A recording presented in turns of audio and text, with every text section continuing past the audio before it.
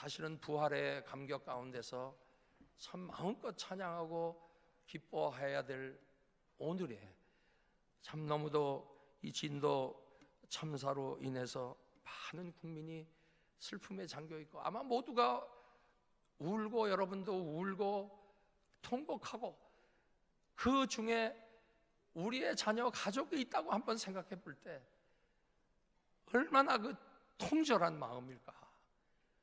이것이 우연일까? 천안함 참사라든지 옛날의 산풍 사건이라든지 모든 거 그 있을 때마다 우리 믿는 자들은 우리 자신을 한번 살피고 하나님이 우리에게 원하시는 것이 무엇인가? 우리가 정말 가슴을 치면서 회개의 장으로 나갈 때 하나님께서 오히려 더 이번을 계기로 해서 더 영광스러운 참 평강의 주님이 우리에게 더 밝은 세계를 보여주셔서 이 나라의 민족이 복을 받는 계기가 되지 않을까. 특별히 슬픔 당한 그들을 위해서 우리가 가슴에 그들을 품고 눈물로 기도하는 여러분과 제가 되길 주의 이름으로 축원합니다. 인간이면 누구나 죽음을 면할 수가 없지요. 그 무엇으로도 막을 길도 없습니다. 다만 죽음에 대한 끝없는 의문만 있을 뿐입니다. 세상 사람들은 그저 막연하게 죽으면 어디 가나 어떻게 되나 에라 귀찮다 다 잊어버리자 이런 식입니다. 그런데 여기에 명쾌한 해답을 주는 것이 바로 예수 그리스도의 부활 사건입니다. 이것은 철학도 아니고 추상적 이론도 아니고 공상소설도 아닌 실제 일어난 역사적인 사건입니다. 첫째, 예수 부활의 확실한 증거는 빈 무덤이 그 증거가입니다. 다른 종교에는 교주의 무덤이 있습니다. 그러나 우리가 믿는 기독교의 교주의 무덤은 없습니다. 오늘 주일 새벽 미명에 막달라 마리아를 비롯한 일단의 여인들이 무덤에 이르렀을 때 소스라치게 놀란 이유가 무엇입니까? 무덤 입구를 덮고 있던 큰 돌이 굴려져 있었고 무덤은 텅 비어 있었습니다. 천사가 거기서 서서 이르되 6절에 보면 그가 여기 계시지 않고 살아나셨느니라 와서 그의 누우셨던 곳을 보라. 이처럼 빈 무덤이 예수 그리스도가 부활하신 확실한 증거입니다.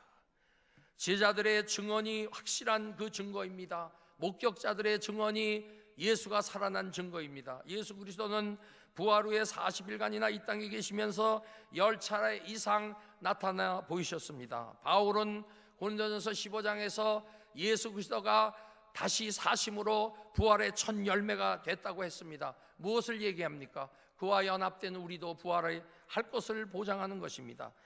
또한 바울은 고린도전서 15장에서 500여 형제에게 부활하신 주님이 일시에 나타내 보이셨다고 했습니다. 6절에 보면 그 중에 지금까지 대다수는 살아있고 그 후에 모든 사도들에게와 맨 나중에 만삭되지 못하여 난 자 같은 내게도 보이셨느니라 그랬습니다. 사도 바울이 고린도전서 15장을 쓰고 있는 그 순간에 부활의 주님이 500여 형제에게 일시에 나타난 그 사실을 목격한 목격자들 중에 많은 대부분이 아직도 살아있다고 아주 생생하게 기록을 하고 있고 만삭되지 못해서 난 자 같은 나에게도 나타나 보이셨다는 것입니다. 이 기독교의 부활이 기독교의 생명이기 때문에 하나님께서 경영하시고 예수 그리스도가 십자가에서 죽었다 살아나신 후에 40일 동안 이 땅에 머무시면서 부활에 대한 확신을 주었다 이 말입니다. 제자들의 변화된 삶이 확실한 그 증거입니다. 겁장이들 수제자 베드로도 결정적인 순간에 예수를 3번씩이나 부인했던 이 비급한 겁장이들이 부활하신 예수를 만난 후에 급변했습니다. 아주 보는 순간 아주 속된 얘기로 환장을 했어요. 겁없이 예수 그리스도를 증거했습니다. 예수가 살아났다. 사도행전 2장 23절 보면 베드로가 너희가 법 없는 자들의 손을 빌려 못 박아 죽였으나 하나님께서 그를 사망의 고통에서 풀어 살리셨다고 했고, 사도 바울은 사도행전 13장 30절에서 하나님이 죽은 자 가운데서 그를 살리셨다고 외쳤던 것입니다. 왕 앞에서, 총독 앞에서, 그들을 위협하는 원수들 앞에서 담대하게 증거를 했습니다. 이들의 인생 책의 전부가 바뀌었습니다. 사실은 우리가 부활의 주님을 만났으면 우리의 인생 책에도 바뀐 것이 정상입니다. 모두 순교의 장으로 달려갔습니다. 제자들 다 순교의 이슬로 사라졌습니다. 어떤 사람은 달려 죽고, 십자가에 거꾸로 매달려 죽고, 칼로 죽고, 매맞아 죽고, 심지어는 전설에 의하면 껍질을 벗겨서 달아서 죽였다 하는, 사도들뿐만 아니라 그들의 제자들까지도 너도 나도 순교의 장으로 달려가서 화형을 당하고, 그 초대교회 교회사 기록에 보면 너희가 죽는 것만 주를 위하는 것이 아니다 하고 제지할 정도로 그렇게 변화가 된 겁니다. 죽었다 살아난 예수님. 두 번째, 예수 부활이 우리에게 주는 의미가 무엇입니까? 우리 성도의 부활의 보증이 됩니다. 아까도 얘기했습니다만 고린도전서 15장 20절에 예수 그리스도의 부활은 부활의 첫 열매라고 그랬어요. 첫 열매 후에는 많은 곡식이 걷어지는 것 같이 우리와 연합된 예수 그리스도 부활했으니 우리도 부활한 것이에요. 사실 실상은 우리의 머리 대신 예수 그리스도는 부활 승천하셨어요. 우리의 거기 달린 우리들은 거기에 연합된 자로 부활이 보장된 것입니다. 베드로전서 1장 3절에 예수 그리스도를 죽은 자 가운데서 부활하게 하심으로 말미암아 우리를 거듭나게 하사 산 소망이 있게 하셨다고 했습니다. 예언 성취의 보증이 됩니다. 마태복음 28장 6절에 그가 말씀하시던 대로 살아나셨느니라. 고린도전서 15장 3절에 성경대로 그리스도께서 우리 죄를 위하여 죽으시고 장사 지낸 바 되었다가 성경대로 사흘 만에 다시 살아났다고 그랬습니다. 모든 성경의 예언들이 그대로 성취된 것입니다. 지금까지 예언하신 것이 성취된 것을 볼 때 그분이 하늘로 올라가셔서 가시면서 남기신 말씀, 너희가 이거 쳐다본 그대로 내가 오리라고 했습니다. 재림의 약속이 그대로 실현될 것은 너무나도 확실한 것입니다. 이처럼 모든 예언들이 그대로 성취되는데 여기에 이유가 있습니다. 요한복음 14장 29절에 이제 일이 일어나기 전에 너희에게 말한 것은 일이 일어날 때 너희로 믿게 하려 함이라. 인간은 영육 안에 자신을 구원할 수가 없습니다. 그러나 예수 그리스도는 실수가 없고 끝까지 구원하시는 전능자요 사랑의 하나님입니다. 중도에 나를 버리실 거라면 애당초 시작도 안 하실 것입니다.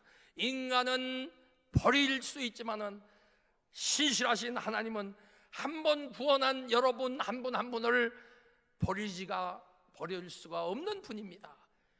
전능하신 하나님이 하실 수 없는 것이 중에 하나가 그것입니다. 한 번 불러내서 자녀 삼으신, 그가 때로는 넘어지고 또 곁길로 가고 또 다시 죄를 범한다 하더라도 다시 회개시켜서 돌아오게 해서 최종적으로 죽는 순간에까지라도 회개시켜 자기의 처소로 데려가시는 분, 이것이 보장된 것이 여러분과 접니다. 믿으십니까? 그러므로 바울은 로마서 8장 35절 이하에 누가 우리를 그리스도의 사랑에서 끊겠느냐고 그랬고, 빌립보서 1장 6절에 너희 안에서 착한 일을 시작하시니가 그리스도 예수의 날까지 이루실 것을 우리는 확신하노라고 했습니다. 예수 그리스도의 부활은 예언 성취의 보증이 되는 것입니다. 끝으로 세 번째, 부활 신앙에 기초한 우리 그리스도인의 삶은 어떻게 해야 되겠는가? 첫째, 능력의 삶으로 나타나야 됩니다.